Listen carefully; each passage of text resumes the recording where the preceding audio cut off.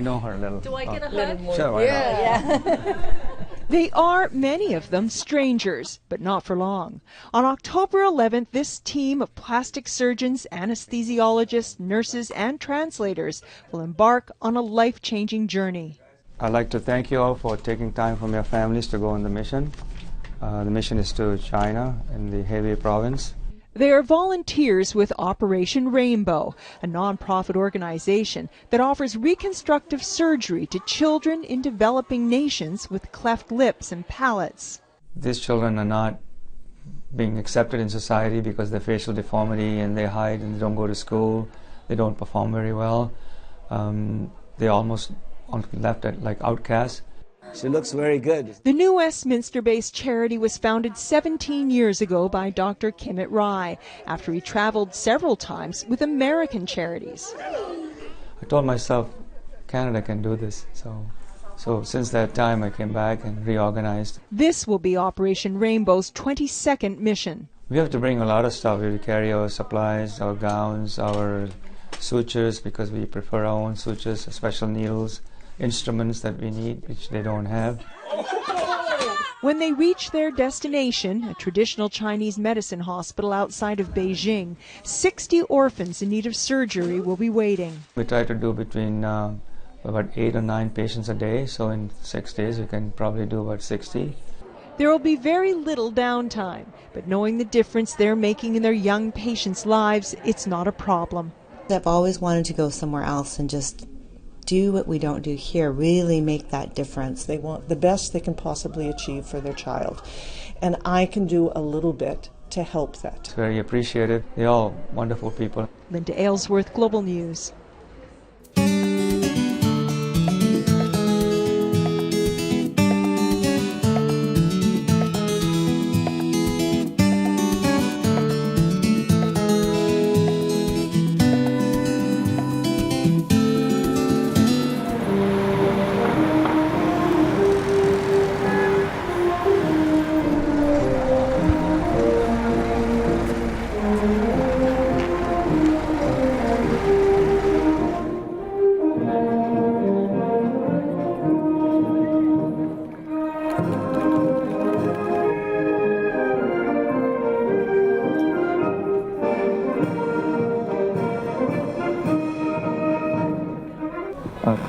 I'd like to thank the colleagues who are here to support us. I'd like to thank our volunteers, our Canadian volunteers who also have come here, and would also like to thank the local administrative people who have allowed us to come to Wu'an province to help the children with facial deformities. My name is Dr. Kimit Rai, and I'm with Operation Rainbow, and we have a team of 27, 28 people here who are here to build relationships with you and to build friendship with you and hopefully help the children who have facial deformities. This time, we're very pleased. After 2 years, we've been able to build strong connections with Wu'an province city, including the people of the local hospital administrators, to allow us to come and help these children who have facial deformities. This will be the opportunity for them to become good citizens of the country and also become successful people in life and be supporting the whole country of China. With the help of the doctors and nurses of Wu'an plus our team, we will have the opportunity of treating as many children as we can to get the best outcomes for them with best results. So my hope is this is not our first mission, that we may build long-term relationships with you, learn from you how we share knowledge, and share our knowledge with you and see our techniques of repair so that we can include you in our care of your people in China. Thank you very much.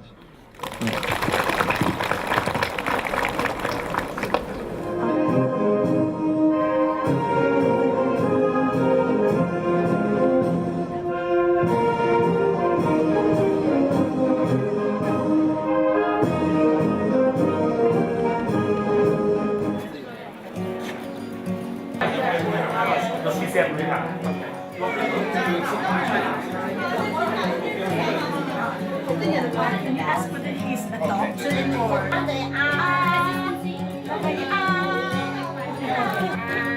What did you say? what are you gonna do? He's going to check her out. Okay. If he's healthy, then they'll try and do surgery tomorrow. 这个什么有点那个，就跟那气管炎似的，是吧？你们都是咳嗽喘，你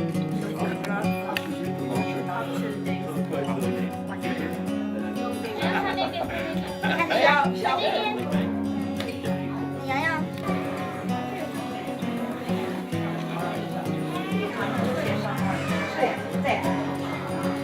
Although the lip looks good, I must say that if you look at it carefully, it's a malard sort of style repair. We'll close that alveolus and then we'll do that. This is a malard lip repair, right? You can see that. And the nose needs to be done too. You can look at the bottom. Yeah, we'll tell her we'll try and make the nose and the lip better. That's why you dissect around the nose inside and bring the muscle, rotate it down further and bring it closer and stitch it to the nasal spine. You know it'll be stable, nothing will happen, and it won't separate off. Because it's separating, you get a fistula in there. Infection, any ear? Discharge? So the premaxilla is up? No fever, nothing? The prolabium is nice and big. The muscles you can see are they're laterally inclined. The upper part of the orbicularis muscle has gone into the nose, so we'll have to release all the way down and bring it across. It's a good case. It's a bilateral lip, and he looks healthy. He's smiling. Nana. Oh, hi. He thinks I'm tickling him.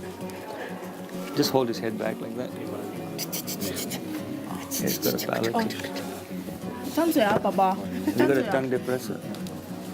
Just hold the head like this. There we go. Take care of that, yeah. All right.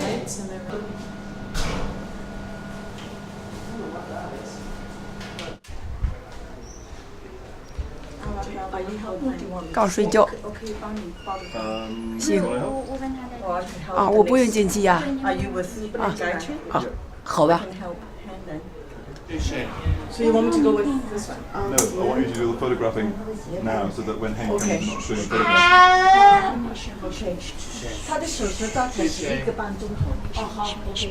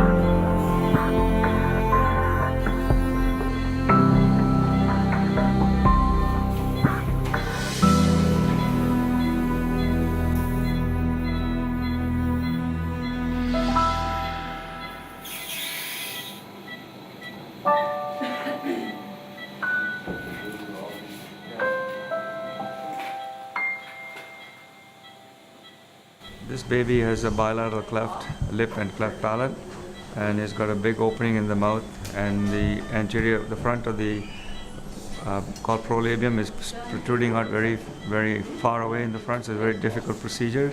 So we reconstructed a little bit of the mouth inside and repaired his lip, and he really looks good. We put him back together, and he'll have a good chance in life.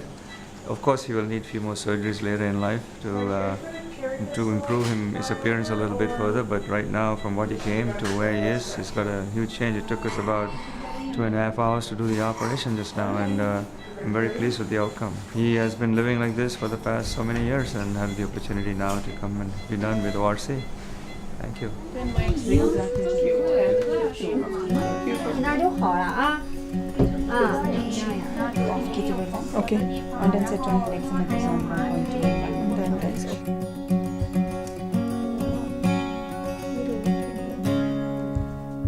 This is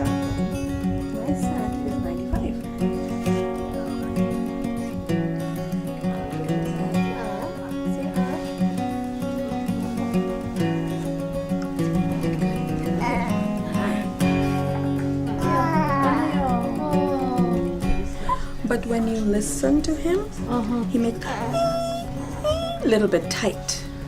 So tight. 但你就是听他呼吸，他有一点点紧，他说紧太。You can take out some milk here, and you can give cup, or you can take this. You pull a little bit, okay, and you give now. After. This baby had a bilateral complete cleft lip deformity as well as a cleft palate alveolar defect. In this time we've operated on him and done his bilateral lip repair and also reconstructed the alveolus in the inside of the mouth and reconstructed the upper lip and the sulcus of the mouth so he's able to eat and drink better. You can see he's only 2 days after surgery and he looks quite happy. The little black spots on the face are basically blood clots and we're going to clean them up tomorrow. He's very comfortable and tomorrow he'll probably go home.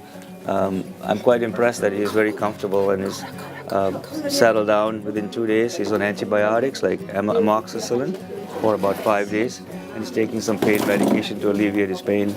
Looks as though he's walking around really well, so he'll probably go home today. Okay, so I'm in the process of preparing medications for post-operatively, both their Tylenol, their pain medication, and I'm also preparing antibiotics. And these are little packets of medication that will be given to the families to administer to their children while they're in hospital and once they go home. So we have pain medication and we have antibiotics for 5 days. We bring the medications with us, we prepare them, and then we dispense them to the parents with lots of teaching done by our translators here and by the nurses here in the hospital so that we can continue to care for the patients, not just in the OR, but after they actually go home. They're very happy because it doesn't cost them. It means otherwise they would have to go and purchase these medications. So we're actually providing it free to the families along with the surgical care. So it saves them a cost. Some of the children that are staying in the orphanage, this is significant that there isn't funding for things like that. So it's all part of the sort of comprehensive care that we provide, not just the surgical correction, but also the medications to assist them post-op. And Maggie, our volunteer, is helping us to create the splints that protect the site so the children can't damage their lips. And so she is getting ready, and that's what we're doing this morning as we're starting to prepare for today's operative slate. I do this because it is fun. It is. It's so good to go to different countries and to meet children and their family and people and discover how similar everybody is, no matter where you go around the world. All parents care for their kids and they want the best for their kids. And I can participate in a way to actually improve their lives, which is very gratifying. So I'm doing it because I care, but I'm also doing it because it makes me feel good. These are wonderful experiences to be exposed to new places and new people and new things. You see what's different, you see what's the same. We work hard for 10 days. We have lots of fun. We experience lots of new things. And then we take home wonderful memories. We make friends. And some of those friendships go on for years and years and years.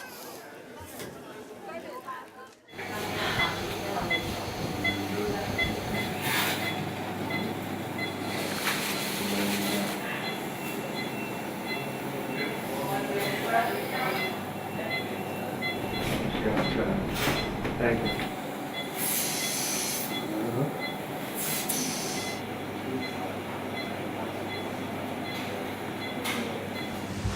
What do you think?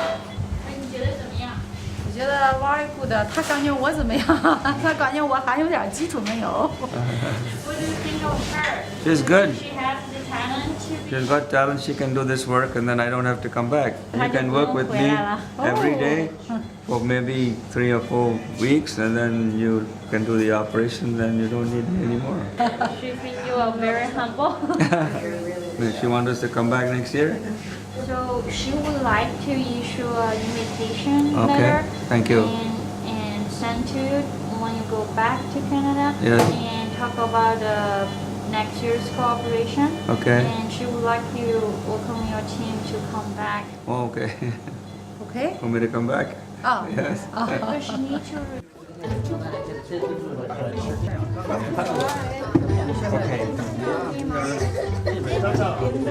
Okay, we need to wrap all we have for the next 6 days. And I'm really going to try and take a picture. There we go.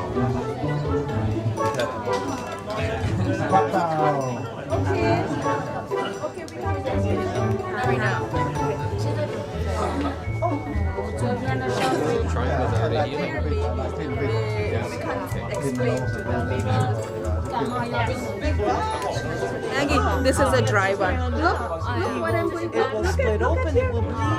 Who's going to fix it?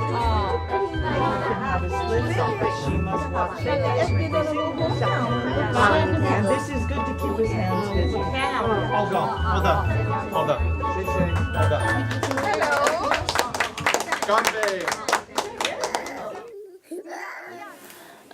I'm Maggie. I come from China, Hebei province, Wu'an city. In this city, I want to help the children. I always think I am so lucky in this world. I'm health and I have good education, so I want to help the poor people. I want to help the people who were disabled and who is not so lucky in this world. So I'm just here to help the translator, and now I'm just like a nurse to help the nurse to do the splint. And I'm so happy I can work with the with the nurses and the ORC. Thank you very much. Would you like to do this again? Would you do it another year? Of course, I want to. If you come China, everywhere in China, I can go with them and translate for you guys, or do the same job for you guys. Thank you. Okay, she wants to know why you decided to start Operation Rainbow. About 29 years ago, 29年前 I was invited to go to the American mission to Camp Philippines. I worked with them for about two missions, and then the second mission we went to Mexico. The governor of Mexico, when we were there, said that he was thanking all the American doctors, and we were 3 Canadian doctors there too. So I put my hand up and said we are 3 Canadians here. At that time I began to feel, after the governor said just thank you, you Canadians as well, I began to feel in my mind that maybe Canada could do their own missions and started Operation Rainbow. And then we came back to Vancouver and got some help and registered the organization Operation Rainbow Canada. So far we've done over 2,000 patients in the world. And where does your funding come from? Funding comes from donations, from public, from friends. Yeah.